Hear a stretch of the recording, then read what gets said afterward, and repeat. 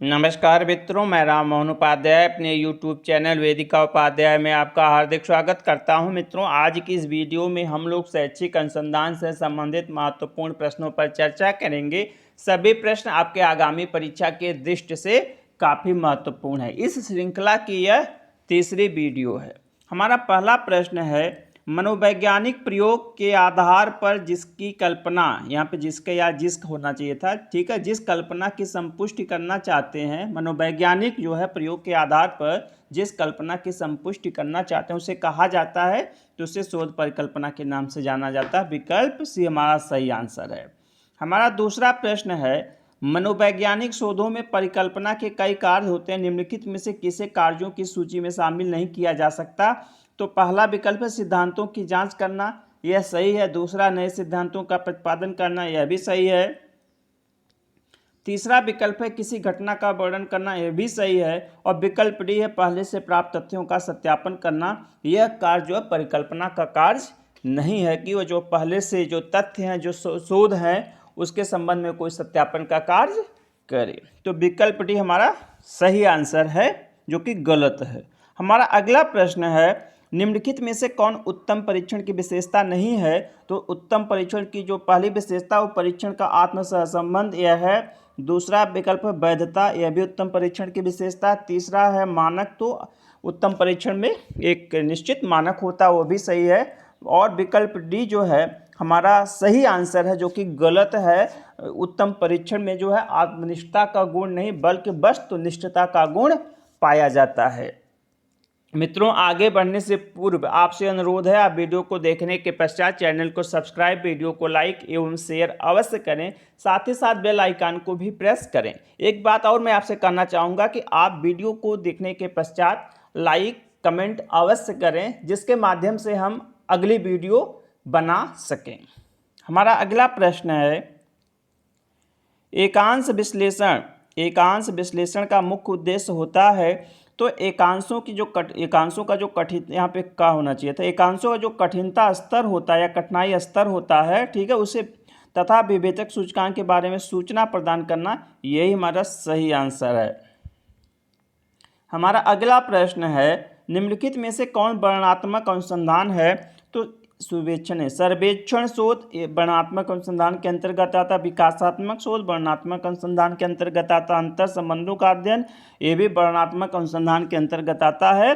तो विकल्प डी उपर्युक्त सभी हमारा सही आंसर है। हमारा अगला प्रश्न है, समाज मिति विधि का प्रतिपादन किसने किया? तो हमारा सही आंसर है विकल्प ए, मोरने ने जो है समाज मिति विधि का प्रतिपादन किया था। उन्होंने 1934 में इस विधि का प्रतिपादन किया था। उनकी पुस्तक का नाम था हु शैल सर्वाइव। इसी पुस्तक में इन्होंने समाज मिति विधि का वर्णन किया था। हमारा अगला प्रश्न है, निम्न में से प्रकृति के आधार पर अनुसंधान का कौन सा प्रकार है? तो इसमें पहला है मौलिक अनुसंधान, दूसरा है प्रयुक्त अनुसंधान, ये भी सही है। तीसरा है क्रियात्मक अनुसंधान, ये भी सही है। तो विकल्प डी हमारा सही आंसर, प्रकृति के आधार पर मौलिक अनुसंधान, प्रयुक्त अनुसंधान और क्रियात्मक अनुसंधान होते हैं। विकल्प डी हमारा सही आंसर है। हमारा अगला प्रश्न है, दिशात्मक अभिव्यक्ति एवं अदिशात्मक अभिव्यक्ति संबंधित है। तो दिशात्मक अभिव्यक्ति और अदिशात्मक अभिव्यक्ति जो है वह नल परिकल्पना या शून्य परिकल्पना से संबंधित होती है, ठीक है। जब उसमें होता क्या है, जब शोधकर्ता जब दो समूहों में कोई संबंध निश्चित कर देता है तो अब वहाँ पे दिशात्मक संबंध होता है या, ठीक है, शोध होती है। और जब कोई अपनी परिकल्पना में जो है, ठीक है, दो समूह के मध्य जो है वह किसी दिशा का निर्धारण नहीं करता है, तब वहाँ पे अदिशात्मक अभिव्यक्ति मानी जाती है, ठीक है। तो हमारा सही आंसर है नल परिकल्पना। अगला प्रश्न है, शून्य परिकल्पना को स्वीकृत या अस्वीकृत करने के लिए जिस कसौटी को चुना जाता है उसे कहा जाता है। तो उसे कहा जाता है विकल्प सी, सार्थकता स्तर। सार्थकता के स्तर कहा जाता है जब हम किसी परिकल्पना को जो है शून्य परिकल्पना को स्वीकृत या अस्वीकृत करते हैं, ठीक है, तब हमें जो है सार्थकता स्तर को प्रयोग करना होता है। सार्थकता स्तर जो है यह स्वीकृत और अस्वीकृत करने के लिए जो शून्य परिकल्पना को या निराकरणीय परिकल्पना को स्वीकृत या अस्वीकृत करने की एक कसौटी है। ठीक, और यह दो स्तरों पर प्रायः यह इसके जो दो स्तर हैं, एक होता है 0.05 स्तर जिसको हम 5% के नाम से जानते हैं, एक होता है 0.01% या इसको हम लोग कहते हैं 1%। ठीक है, तो यह आपका सार्थकता स्तर हो जाता है और इसी पे जो है अगर किसी शून्य परिकल्पना का मान जो है 0.01 या 0.05 स्तर के बराबर या उससे अधिक होता है तब हम शून्य परिकल्पना को अस्वीकृत कर देते हैं। इसमें 0.05 स्तर या 5% स्तर का मतलब यही है कि अगर हम किसी प्रयोग को जो है 100 बार दोहराएं तो उसमें 5 बार जो है शून्य परिकल्पना सत्य हो सकती है, 95 बार असत्य होगी। और अगर 1% पे करें या 0.01% पे करें तब जो है अगर हम 100 बार जो इस प्रयोग को दोहराते हैं तो 1 बार निराकरणीय परिकल्पना सत्य होगी, 99 बार असत्य होगी। हमारा अगला प्रश्न है, जब कोई शोधकर्ता शून्य परिकल्पना को सत्य रहने पर भी अस्वीकृत कर देता है तो उसे कहते हैं टाइप 1 त्रुटि के नाम से जानते हैं। ठीक है, जो शून्य परिकल्पना होती है सत्य रहती फिर भी हम जो है जानबूझ के उसको अस्वीकृत कर दिया जाता है तो उसे टाइप 1 त्रुटि के नाम से जाना जाता है और उसको अल्फा त्रुटि के नाम से भी जाना जाता है, टाइप 1 त्रुटि या अल्फा त्रुटि। तो विकल्प सी, ए और बी हमारा सही आंसर है। हमारा अगला प्रश्न है, जब कोई शोधकर्ता शून्य परिकल्पना को असत्य होते हुए भी स्वीकार कर लेता है तो कहा जाता है, तो उसे हम लोग टाइप 2 त्रुटि के नाम से जानते हैं, टाइप 2 त्रुटि के नाम से या एरर के नाम से जानते हैं और इसे हम बीटा त्रुटि के नाम से भी जानते हैं। तो हमारा सही आंसर है विकल्प सी, ए एवं बी दोनों। हमारा अगला प्रश्न है, प्रसामान्य वक्र, ठीक है, प्रसामान्य वक्र को जाना जाता है, जो आपका नॉर्मल कर्व होता है तो उसको जाना जाता है, तो वह होता है, पहला है प्रसामान्य वितरण वक्र, इसको सही है। विकल्प बी है गासियन वक्र, इसको गासियन वक्र के नाम से भी जाना जाता है। और इसका अगला है घंटाकार वक्र, चूंकि इसका आकार घंटे जैसा होता है तो घंटाकार वक्र के नाम से जाना जाता है। तो विकल्प डी, उपर्युक्त सभी हमारा सही आंसर है। हमारा अगला प्रश्न है, निम्नलिखित में से कौन प्रसामान्य वक्र की विशेषता है? तो इसमें है कि यह सममित होता है, यह सममित होता है, तो यह सही होता है। इसका दोनों तरफ जो है दायां बायां भाग जो है बराबर होता है, यह सही है। अनंत स्पर्शी होता है, यह कहीं पर स्पर्श नहीं करता, यह भी सही है। यह घंटाकार होता है, यह भी सही है। तो विकल्प डी, उपर्युक्त सभी हमारा सही आंसर है। हमारा अगला प्रश्न है, प्रसामान्य वक्र की इकाई के रूप में भुजमान बराबर होता है, तो जो भुजमान होता है वह 0.3989, मतलब विकल्प बी हमारा सही आंसर है। जो प्रसामान्य वक्र होती है, ठीक है, मान लीजिए ऐसे टेढ़ी हो गई, होनी नहीं चाहिए, ठीक है, तो ये जो भुज होता है, जो सीधी रेखा होती है, इसी को भुजमान कहते हैं। तो उसका मान जो होता है 0.3989 के बराबर होता है। हमारा अगला प्रश्न है, जब प्रसामान्य वक्र पर प्राप्तांकों का केंद्रीकरण वितरण के दाईं छोर पर पड़ता है तब उसे कहते हैं, जब जो इसमें बेसिकली जो है जब सही आकार नहीं बनता है इसका प्रसामान्य वक्र का, तो उसमें जो है वैषम्यता का कुत्दा का गुण आ जाता है। तो जब प्रसामान्य वक्र पर जो प्राप्तांकों का जो केंद्रीकरण होता है, जो उसका वितरण होता है, तो वितरण के जब दाईं छोर पर पड़ता है, ठीक है, जब दाईं छोर पर पड़ता है तब उसे हम ऋणात्मक वैषम्य के नाम से जानते हैं, और जब बाईं ओर पड़ता है तब उसे हम धनात्मक वैषम्य के नाम से जानते हैं। हमारा अगला प्रश्न है, जब प्रसामान्य वितरण पर प्राप्तांकों का केंद्रीकरण बाएं छोर पर होता तो उसे कहा जाता है, तभी मैंने आपको ऊपर बताया है, तब उसे कहा जाता है बाएं छोर पर धनात्मक वैषम्य के नाम से जानते हैं। हमारा अगला प्रश्न है, प्रसामान्य वितरण या मेसोकार्टिक वितरण का ककुतदा मान कितना होता है? तो उसका जो ककुतदा मान होता है वह 0.263 के बराबर होता है। विकल्प बी हमारा सही आंसर। जो ककुतदा होती है, ठीक है, जब प्रसामान्य वितरण की तुलना, जब उसकी आवृत्त वितरण जो है वह नुकीला या चपटा हो जाता है तब हम उसे ककुतता के नाम से जानते हो। 3 प्रकार का होता है, तुंग ककुतता, चिपिट ककुतता, ठीक है, और एक होता है मेजो ककुतता। ये 3 प्रकार का होता है, ठीक। लेकिन इसका जो नॉर्मल मान होता है वह 0.263 के बराबर होता है, 0.263 के बराबर होता है, ठीक है। हमारा अगला प्रश्न है, क्यू प्रणाली का प्रतिपादन किसने किया?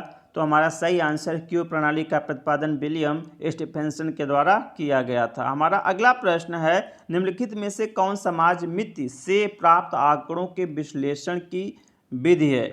ठीक है, तो जो समाजमिति विधि होती है, ठीक है, तो उसके उसके विश्लेषण उसके द्वारा जो प्राप्त आंकड़े होते हैं उसके विश्लेषण की कुल 3 विधियां होती हैं। इसमें देखिए समान हो गया, इसको समाज होना चाहिए। समाजमिति मैट्रिक्स एक होता है, एक आलेख होता है जिसको हम सोशियोग्राम के नाम से जानते हैं, और एक होता है समाजमिति सूचकांक। तो सभी होता है, तो विकल्प डी उपर्युक्त सभी हमारा सही आंसर है। हमारा अगला प्रश्न है, सामाजिक शोध में केस अध्ययन विधि का उपयोग सबसे पहले किया था? तो फ्रेडरिक ली प्ले ने किया था, तो विकल्प बी हमारा सही आंसर है। हमारा अगला प्रश्न है, निम्नलिखित में से कौन आंकड़े संग्रहण की विधि है? तो रेटिंग मापनी इसकी एक विधि है, प्रक्षेपी विधि है, साक्षात्कार विधि है, तो विकल्प डी उपर्युक्त सभी हमारा सही आंसर है। हमारा अगला प्रश्न है, निम्नलिखित में से कौन प्रेक्षण विधि की उप प्रक्रियाएं हैं? तो प्रेक्षण विधि में कुल 4 उप प्रक्रियाएं होती हैं, ठीक है। पहला है चयन किया जाता है, फिर उत्तेजन उसमें होता है, उसको स्टिमुलस दिया जाता है, फिर अभिलेखन होता है, उसके बाद कोडिंग होती है, उसके बाद कोडिंग या कूट संकेतन होता है। तो उपर्युक्त सभी हमारा सही आंसर है, विकल्प ए। हमारा अगला प्रश्न है, वह प्रेक्षण विधि जिसमें शोधकर्ता दूसरे व्यक्तियों के व्यवहारों का प्रेक्षण एक स्वाभाविक परिस्थिति में करता है परंतु प्रेक्षित व्यवहारों में वास्तविक सहभागी के रूप में कार्य नहीं करता, कहलाता है? तो जब वह वास्तविक सहभागी के रूप में कार्य नहीं करता तो उसको असहभागी प्रेक्षण कहा जाता है। विकल्प बी हमारा सही आंसर है। हमारा अगला प्रश्न है, वह शोध उपकरण जिसके माध्यम से प्रेक्षक किसी वस्तु, व्यक्ति या घटना को एक दिए गए वर्ग मापनी के रूप में मापता है, कहलाता है? इसमें है, हाँ इस ठीक है, यह जो है आपका रेटिंग मापनी कहलाता है। विकल्प बी आपका सही आंसर है। हमारा अगला प्रश्न है, रेटिंग मापनी कितने प्रकार की होती है? तो रेटिंग मापनी कुल 6 प्रकार की होती है, 6 प्रकार की मानी जाती है। उसमें एक होता आंकिक, पहला है आंकिक मापनी, दूसरा है आकृतिक, तीसरा है प्रतिशत, चौथा है मानक मापनी, अगला है संचित बिंदुओं की मापनी, बिंदुओं की मापनी, और एक होता है बाधित चयन मापनी। ये 6 प्रकार की जो है आपकी रेटिंग मापनी होती है। हमारा अगला प्रश्न है, गेस हु, ठीक है, गेस हु या अनुमान कौन प्रविधि के प्रतिपादक हैं? तो हार्टसोन तथा मे जो है गेस हु या अनुमान विधि के जो है प्रतिपादक हैं। तो विकल्प भी हमारा सही आंसर है।